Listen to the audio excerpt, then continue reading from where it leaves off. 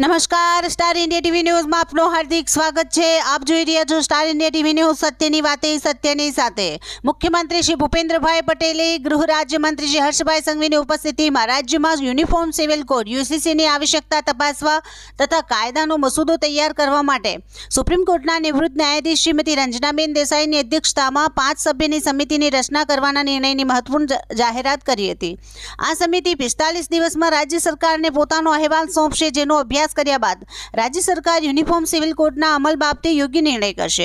મુખ્યમંત્રીશ્રીએ જણાવ્યું હતું કે માનનીય વડાપ્રધાન શ્રી નરેન્દ્રભાઈ મોદીએ દેશના તમામ નાગરિકોને સમાન હક માટે સમાન નાગરિક ધારાનું દેશવ્યાપી અમલ કરવાનો નિર્ણય કરેલું છે। તદનુસાર ગુજરાત રાજ્યમાં વસતા બધા જ નાગરિકોને પણ સમાન હક અને અધિકાર મળે તે સુનિશ્ચિત કરવા રાજ્ય સરકાર સંકલ્પબદ્ધ છે। Star India TV news all part reporter Harikrishna Bhatt, જિલ્લા સુરત।